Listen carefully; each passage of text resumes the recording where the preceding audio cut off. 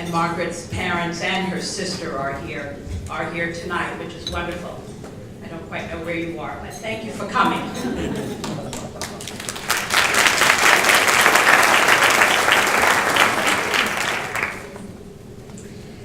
I need to recognize the board of Erase Racism. We have a fantastic board, very dedicated to this work, and I'd like the board members to stand so that we can recognize them, please.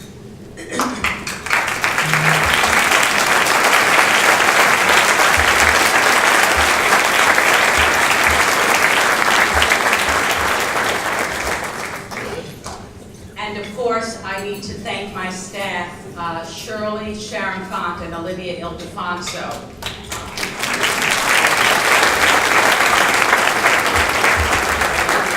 Olivia is in the room, and I think Shirley is busy with the silent auction items. They have, they do a wonderful job year-round, but they really put themselves out to make this event a success. It wouldn't happen without them.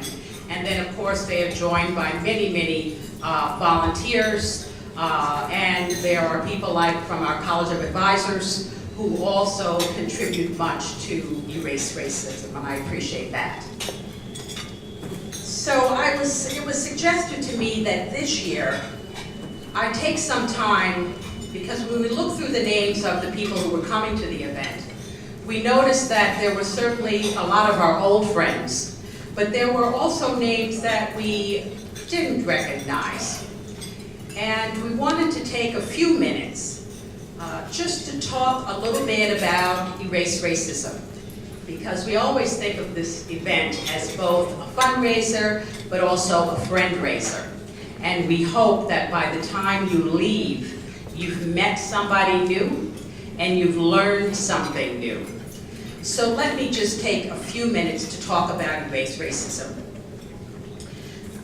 This is our 12th anniversary, and Erase Racism has been identifying various forms of racial discrimination and advocating for the laws and policies that address the racial disparities that result from institutional and structural racism.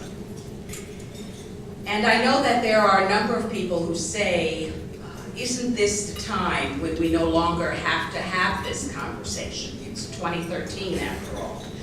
Haven't we already completed the work of the civil rights movement? Don't we have too much racialized discourse these days? And isn't that all of that race talk sort of a downer that hurts more than it helps? So I'd like to respond to some of those frequently asked questions. I'll start with the first one. Why is Erase Racism doing what it's doing? Why are we concerned about racial discrimination and eliminating racial disparities in 2013? First, I have to say, Long Island is the 10th most racially segregated metropolitan region in the country, according to 2010 census data. And we are more segregated by race than we are by income. And I know that's counterintuitive because people like to say that it's all about income, but it's not. Because we are segregated by where we live, our children overwhelmingly attend racially segregated schools. And why is that? Well, because there are 124 school districts on Long Island that mirror the segregated housing patterns. And this matters. Segregated public schools are still inherently unequal, and it's a detriment to everybody. For example, as you will see on the brochures that are on the Erase Racism on the table, the Erase Racism brochures, only 2.7% of the African American children and 4.7% of the Hispanic children have access to the highest performing schools. So I'm talking about our children, Long Island's children, all of our children. And that's structural racism, when people don't have the opportunity, such a tiny percentage. When some people see the achievement gap in between black and white and Latino and white children, their response is, well, they're not working hard enough, or they're not smart enough, or their parents don't care enough about education, etc. They see the gap, but they don't see the structural impediments to opportunity that helps to contribute to that gap. And if you are a proponent of merit, then you need to become concerned about structural impediments to equal opportunity. Because by limiting opportunity to whole groups of kids that happen to be brown or black, we will never get to know who are the smart kids. Who are all the smart kids? We won't get to know that. When you think about that limited access that we just talked about. Not only is it unfair to these children who overwhelmingly don't get to realize their full potential, it is short-sighted and harmful to the region as a whole. That's what I hear from the business community. They say we need all the help we can get to sustain our regions. We need people to fill those empty positions in our companies. So we shouldn't be throwing away some of that potential before they become adults. And that's why one of the things we do out of Race Racism is we've just created an education equity working group. This is a challenge that we need to solve sooner rather than later. And there are some people in this room and some people on Long Island who are behind that effort. Let me deal with the second question. Yes, the civil rights movement of the 60s did stop the legality of policies basically saying that the black children could not attend a school with the white kids. The civil rights movement stopped the overt policies that say that. And it stopped the practices of using guns and fire hoses to ensure that that would happen. That the black children would not be able to attend those high-resourced schools. But some things are still going on unabated. We know that housing discrimination is still going on. This has been part of racism's work since 2001. We have researched it and tracked it, and if you haven't seen it, you can check out our website or our table to look at the research reports. We also know that overwhelmingly, if given a choice, at least blacks on Long Island would prefer to live in racially integrated communities. How do we know that? Because we asked the Stony Brook Survey Research Center to conduct a telephone poll, and that's what people said. We can find that on our website. You can find that on our website as well, or at the table. And I might add that that poll result, they're not unlike the results of other polls around the country. So the discrimination happens more quietly now. It's always been structural, of course, but now the structures can do the work without the histrionics of the Jim Crow era. The school district lines are silent, even though they produce segregated and unequal schools.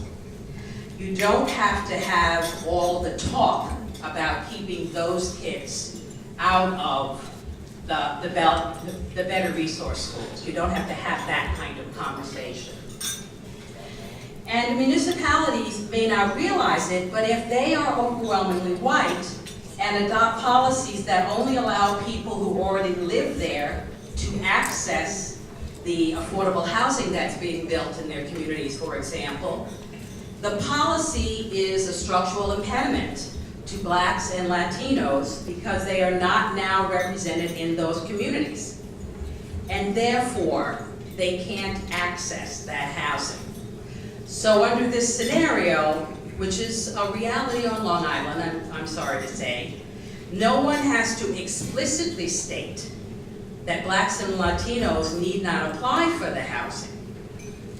The policy does the dirty work. The policy says you already have to live here, and if you don't live there, well then you don't get a chance to access that housing. Finally, let me address the issue of too much so-called race talk. I won't even get into my critique of the conversations about race that go on incessantly in the media. In my opinion, there is little discourse of substance that takes place. There's a lot of screaming going on, but not much substance. The types of conversations that we have with our race and racism dialogues and the workshops that we lead with adults and with the children, and you heard the way that Margaret talked about her experience in the student leadership program. Those conversations are based on research, they're based on census data analysis. It's not the screaming finger pointing that's going on. And let's make sure that our laws and policies are discriminating less rather than more. That's why we were so pleased when the Nassau legislature took our suggestion and passed a fair housing law that included source of income as a protected class, for example. And I see actually that Tom Swazi, who was the county executive at the time and who was the champion of that legislation, is actually a guest here tonight.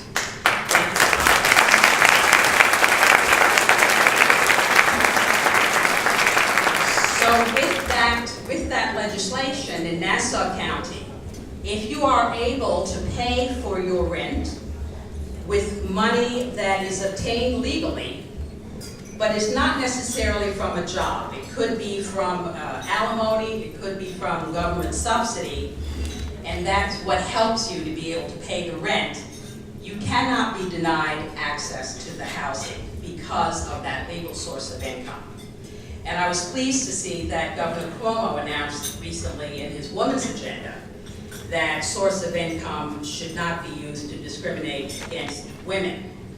And while that statement wasn't talking about race, if source of income is passed in the state, adopted in the state, it will also help curb discrimination of blacks and Latinos, who would more likely, in some instances where you're talking about affordable housing, might need some other subsidy along with whatever income they have in order to pay the rent. So I thank you so much for your attention, for paying attention as we talk about a very serious issue. Most of this event is a big party, as you've noticed. But the organization, Erased Racism, we know how to have a good time, but we also know how to address very important issues, very serious issues.